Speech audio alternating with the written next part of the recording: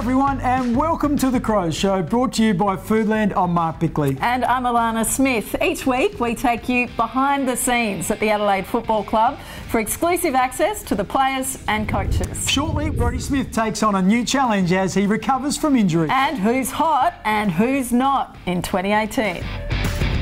But first, the pre-game warm-up is critical to every player's physical and mental preparation.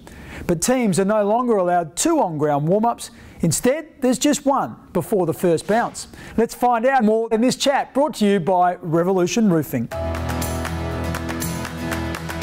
Everyone does their pre-game obviously different, and especially this year the AFL's implemented a new rule where you're not allowed to do any team warm-ups or activities so far out from the game. So I think we run out 15 minutes now before the start of the game, and that's the only time that as a football club you can do something which is structured with the coaches and the other players. We're encouraged, or more than encouraged, to go out there and warm ourselves up before the game. Most of the guys get there probably an hour and a half, 2 hours before the game. It's important and probably imperative that they get themselves in a state that once we do go out there and do our final warm-up, they're in a real good shape to go and play. I like to take a bit of a slow, gradual build-up approach, because once the balls bounce, it's on. And I found obviously early in my career I was getting myself amped up and probably playing the game way before the game actually came around. So I like to really stay calm and go about things in a bit of a simpler manner than most. Charles, for instance, will get to the game probably nearly two and a half hours before the balls bounce, and I always walk in and he's always on the foam roller or stretching or doing something which is ridiculous. There's no relevance for getting himself ready before the game. I seem to be as ready as he is when the balls bounce. So I regularly tell him that, and the others who do that, but whatever works for them's fine. This year I think Rory Atkins has a good stranglehold on the music, and it's ordinary at best, but you just got to deal with what's out in front of you, because if you complain, then next thing you know you'll be on the music bandwagon. Well, we are 9 rounds into a season which already has produced quite a few surprises. Mate, the premiership table at this stage, not quite what some would have predicted. Yeah, look, who would have thought that the West Coast Eagles would be as high as what they are? The Kangaroos, another one of the big improvers, and the Hawks, for me, I thought they might take a few years to sort of reboot before they got back up there, but right at the moment they're playing some really good footy. Well, what about on the flip side of that, the disappointments of the season so far? Well, the big one has got to be the Bombers. They played finals last year. Most thought they recruited pretty well, but they now find themselves pretty much out of touch with the top 8. St Kilda, for me, are also really disappointing. They promised, I guess, over the last couple of years on 10 and 11 wins that they would push up into the 8, and they really haven't delivered either. What about individuals? Who have been the standouts? Paddy Cripps from Carlton, just love watching him go about it. We know that Nat Fyfe is a star. He's probably been a little bit off over the last couple of years, but this year he's just returned to exactly where we thought he would be. And in terms of youngsters, I really like the look of Carlton youngster Charlie Curnow. Beautiful size. We've seen him kick a couple of bags already, and I think he's got a really, really big future. Now, would you be willing to try and predict a top 4 at this stage? Well, I reckon 2 are pretty easy. I'm still thinking that Adelaide are going to make the top 4. I think Richmond look really good as well. So maybe we could see a rematch, who knows. But I think probably Geelong and Sydney. I'm going for the tried and true. I think that might push forward towards the end of the year. Very bold there. Don't worry, we've got that recorded. We'll remind you of it at the end of the season. Thank you. Well, still to come, we'll look back on the Bulldogs game and the other reason that Hugh Greenwood is such a champion.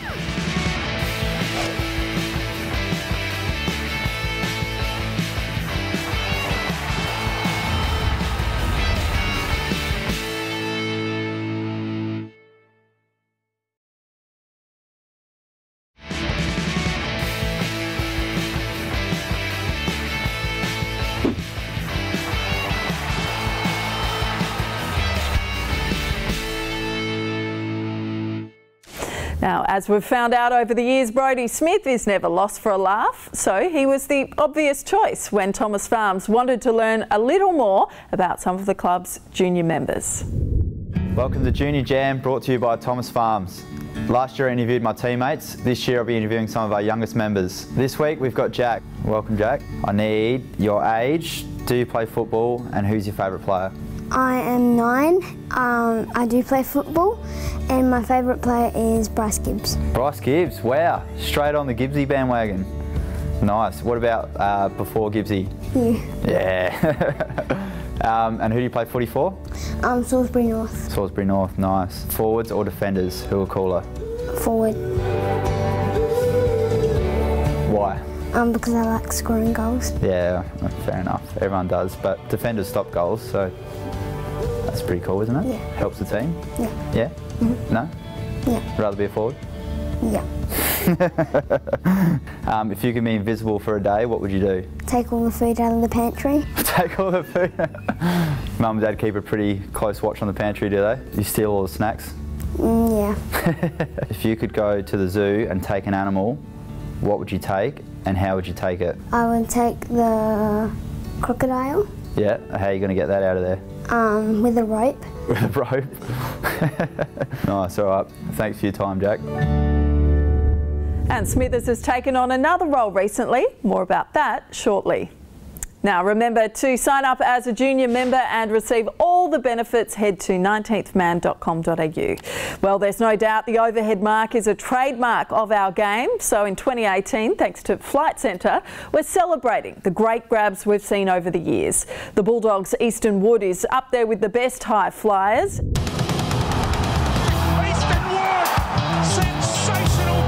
That was a classic one because I actually completely stuffed it up. I went about a second and a half too early, which is an eternity in football terms, and that's why I was just lucky he stood up so I could actually almost try and balance and then just get my hands to it. Would have been incredibly embarrassing and a complete stuff up otherwise. Here's the hanger from Eastern Wood. What a grab. As you said, he's on fire tonight, the skipper. I think probably my favourite, I reckon round 1 against Freo, and I think it was 2016. They've got Weller dropping back. Oh! No good dropping back when you see someone come over the top like that. It's one of those ones where the complete breakdown in defence and the ball's coming out at 100 miles an hour and you're just kind of scrambling. I was running back with the flight and I thought, oh, geez, I'm just going to have a jump at it. And I collected whoever was trying to block me, just mistimed it, and I got on their head and sort of took it and did a little bit of a backflip. Took all the wind out of me, but it was worth it. That was just an outstanding launch from Eastern Wood. He is amazing. Couple of beauties there. After the break, satisfying the appetite of footy fans and the new face at state training.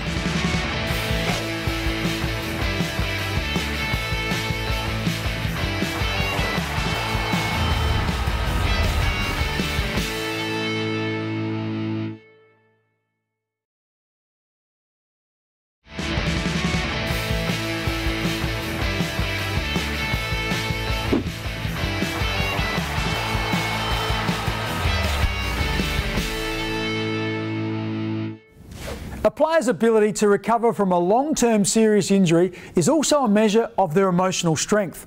Brodie Smith copes by exploring coaching opportunities, first with the Crows and now with the state's best juniors.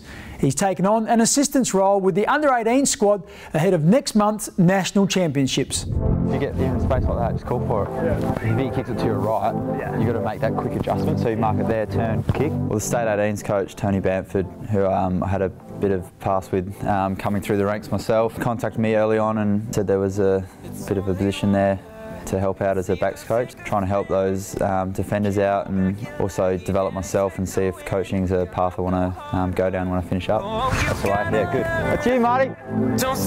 Call for it, Marty. Oh. After footy is something I've struggled to find what I want to do and what I'm going to move into, so getting to the stage now where I've got to try and figure that out and do a few things now to get the experience. So I guess through the finals last year, helping out pods in that defensive coaching area gave me a little bit of a taste for it and I enjoyed it. Get yourself in that position there where you catch it there, one step, bang, you're off. I guess when I came to the club, Brent Riley gave me the Humphrey nickname early on, and then turned into a bit of a pest, and probably still am. But then still, it's that stuff around meetings and those sort of things is where I've tried to be more vocal and still pretty quiet in those areas. So that's been the good step for me in the leadership terms, and I guess doing it with these guys in the 18s gives me more confidence to come here and do it as well. So that's been good. And on-field's never been a problem. Once I get out there, I'm fine and happy to give directions and help out there. But yeah, the off-field stuff and in meetings is where the development area is for me.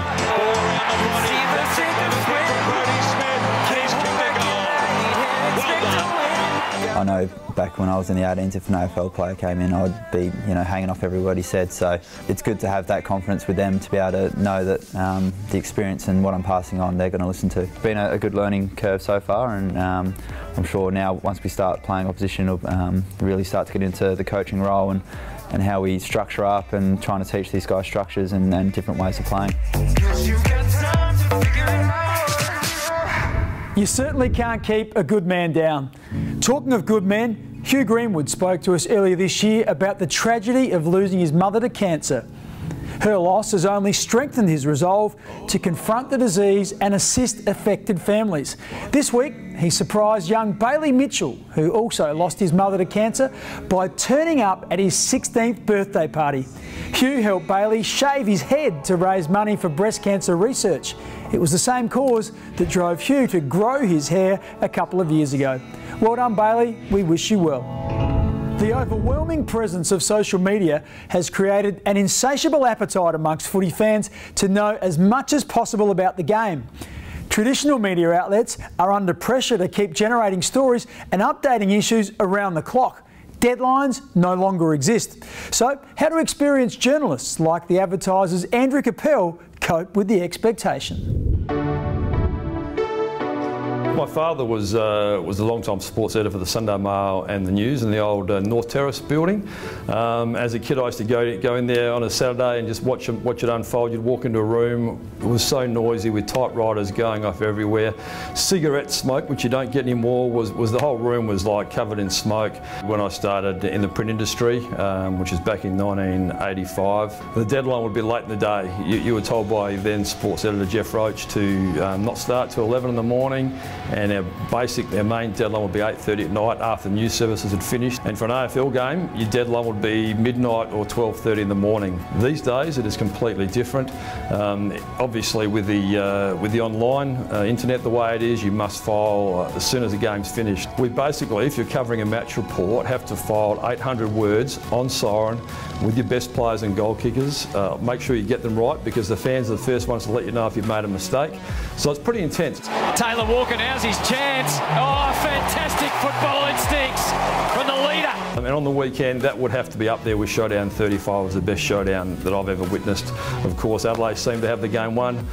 Port Adelaide gets 17 points in front. Adelaide comes back with Mitch McGovern goal. So there's already your rewrites then. And I remember saying to someone in the press box when Betts kicked that first goal to start the comeback, I said, stop writing, as a bit of a joke, because we've been through this many times before. And the journalist was like, come on, it's not going to happen again, surely. And lo and behold, it happened twice. Not only did Adelaide hit the front through McGovern, but then with 21 seconds to go, of course, the ball fell Port Adelaide's way. As a journalist, it is your worst nightmare. As a fan, incredibly exciting game of footy which will stand the test of time, but when you've got to follow on deadline, there's a lot of late changes. Who knows where this rapidly changing media landscape will take us in the next few years. Still ahead on The Crows Show, taking charge of football, and the Crows reach out to a special group.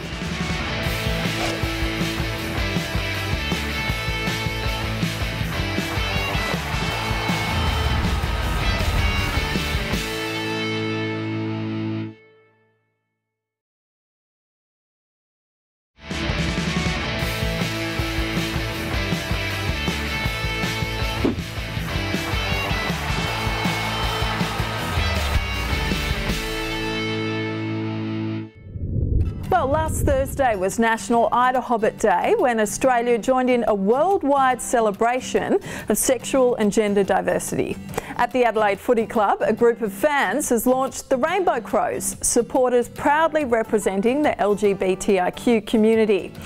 Going rainbow for a day symbolises the nation's fight against discrimination. So Idahobba is very important for the Rainbow Crows. It's a day where everyone can come together and show support out against homophobia and biphobia in the community. So there's 75% of young people do find that they are discriminated at some stage during their growing up years, and so it's really important that the whole community show support for those queer youth and vulnerable people. Contact the Facebook page, so Rainbow Crows on Facebook. We're also on Twitter and Instagram, and we have membership available. Come along to one of our events, come along to one of the games. We have a bunch of our flags. We think it's really great to be able to provide that visibility at games as well for those people who are at home and vulnerable and don't feel comfortable. And yeah, we just have a lot of fun and cheer on the best football team there is in Australia. Now, much has been said already this season about the state of AFL. Low scores, rule changes and generally the way the game's played. Many fans think they know how the competition can be improved. So what would some of them do? I think they just need to bring it back to the basics of the old. Like, I think there's so much, they're trying to change the game in so many ways, and you know, it's not really the old footy that we used to have. So it'd be good to see them bring it back, get some space out, and try and get rid of all the zoning. It's a great game. It's been a great game for a long time. Too many rule changes and umpiring decisions that are just destroying the game. I think BT had a good idea on the TV the other night about the umpires just throwing it up rather than just waiting for the, calling out who's going up for it. I think that'll be a good move. I really like the way it's played now. I think the congestion's what makes the game. I don't know, it's hard. We need the standalone full forward, I reckon. Someone needs to be the standalone full forward, get the runner moving, trying to hit that, old style full forward. Staying with the fans, let's take a look around for our face in the crowd. Okay, let's settle on you. If you recognise yourself, contact the club by 5 p.m. next Wednesday. Be ready with some photo ID and a merchandise pack will be yours courtesy of Toyota.